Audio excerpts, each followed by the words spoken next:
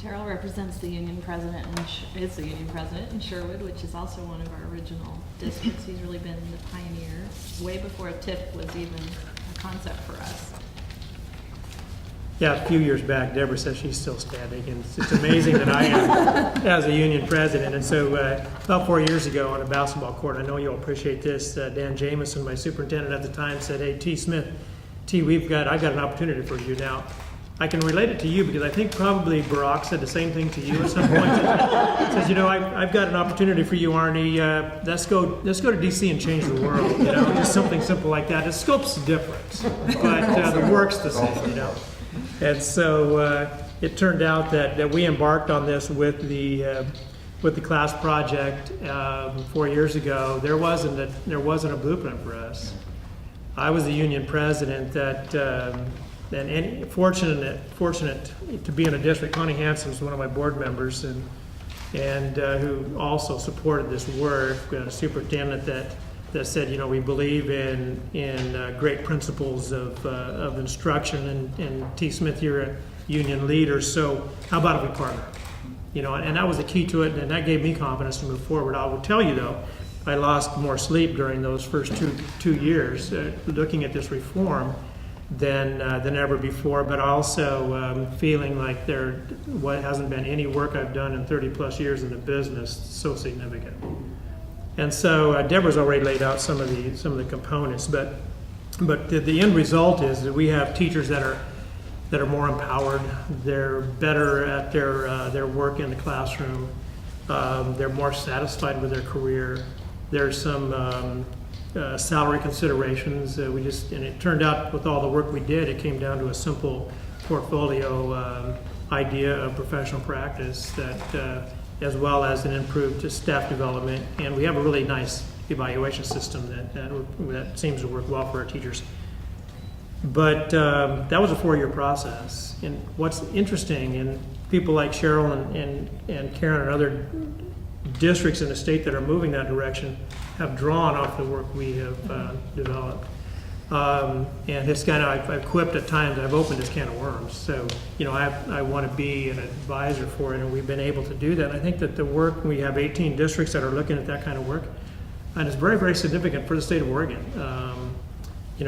Chalkboard's been kind of the incubator, kind of to provide the opportunity. And in our district, we have a very nimble, progressive district that saw the opportunity early, and we have produced some great results. I have 70% of the teachers engaged in work external to the baseline expectation of the job. That's very amazing, and I think that the dramatic increase in student achievement and success is a result of more involvement professionally by the teachers. Our practice is better in the classroom. I didn't think I'd ever see this, but having when the principal says, "T. Smith, I need somebody for a committee, can you go find them?" I says, no worry, you just send out an email. It's going to be a competitive process for this committee work, because we found that through this work, the teachers are focusing their passions in areas of the business rather than getting so spread out. And we've been a high-performing district. We still saw within a year very, very quick results of increased student achievement beyond my expectation. The education business is slow to change.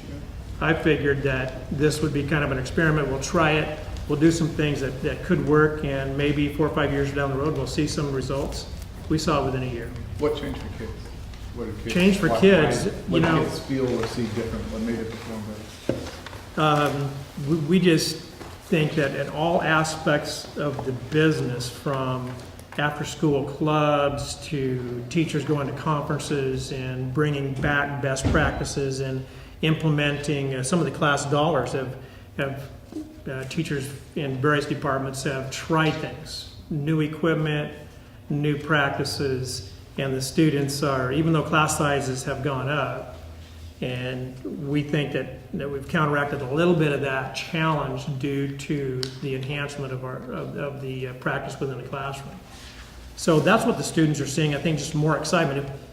If the teachers are more excited, that's going to rub off, and that's a significant factor. How hard of a sell with your members was it initially? How much resistance or fear was there? Well, during the 2 years of design, there was some fear. You know, what are you doing? Why are we doing this? Things have been going along just fine. You know, we get that kind of thing. But, you know, as a union leader, I kind of looked at it and said, or the leadership of the union, it wasn't only me, said we do owe it to our students and our career to knock on this door. And so that was something that, and it turned out, you know, we really believe, and we really believe that it is the quality of the educator, and it's the input, it's the cause that will affect student achievement and student success. And I did not expect to see those kind of results. So I can, you know, I'll say it, I personally believe, I can prove that a system where the quality of the educator is valued and really worked on, student achievement is going to follow. Thanks, Terrell. I want to turn to Cheryl and Frank from Albany. They came in, they're the most recent TIF district, and they've had to move the fastest. And Cheryl is the union president in Albany. Frank's an administrator. I want to have them share a minute. Also, this is a summary, Arne, of the student achievement results in our first 3 districts. Represents Terrell's district, Sherwood, Tillamook, and Forest Grove over a 3-year period of time. And while the achievement results are pretty stunning to us, on the back are teacher attitude changes. And those took place in the first year, where you saw teacher voice just sort of exploded on the scene through this process of people sitting down together and creating something different. Cheryl. Well, we're in an evaluation district where that's what we're rolling out right now. The evaluation in the past was that you set the stage for the perfect lesson with all the right components, and you put on a performance for the principal, so to speak. And they came into your room twice in a year that you would be evaluated. As a contracted teacher, it may be once in 3 years that they come into your room. And is that a true representation of what really goes on in the classroom every day? Probably not.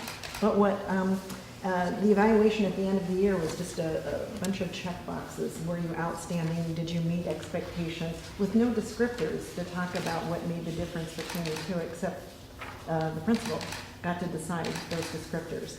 With our new evaluation tool, teachers know exactly what the administrator is looking for, and the words are right there to say this is this part of it, you know, this is when you're effective, this is highly effective, area distinctive.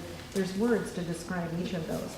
And they're not going in once or twice a year, they're going in for more often. Instead of one snapshot of the year, there's several snapshots over the year, and it's not an appointment for a performance.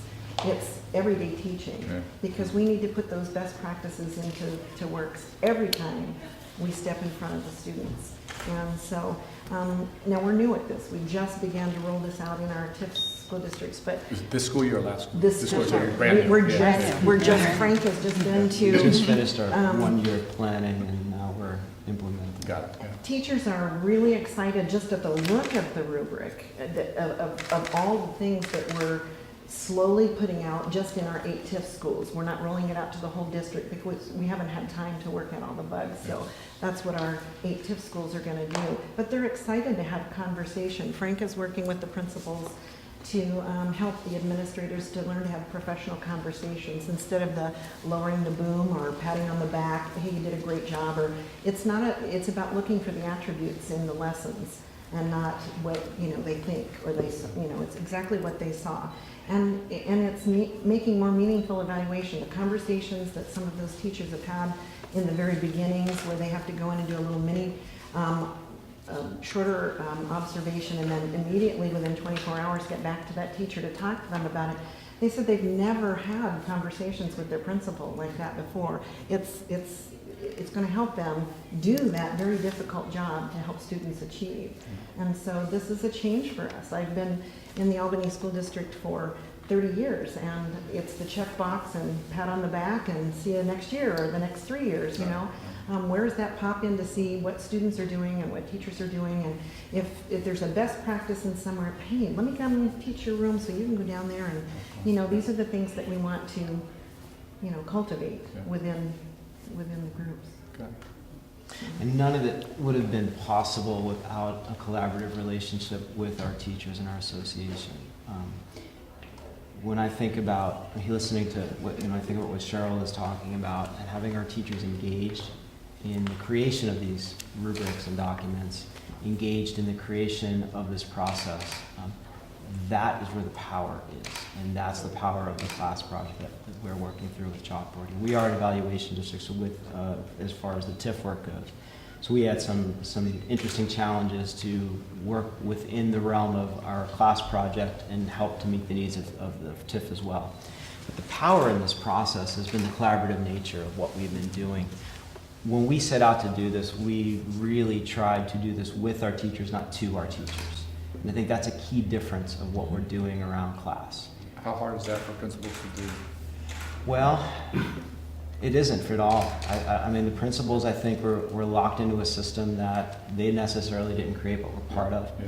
And this is allowing them to do things differently. It's a paradigm shift for our district to move to this new model.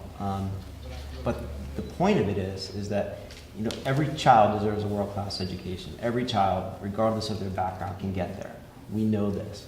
And what this is enabling us to do is work with our teachers. We are not going to get there doing things the old way. We need to engage our teachers and create that ownership that they feel for their kids, and then work with that to help to facilitate this goal that we all have.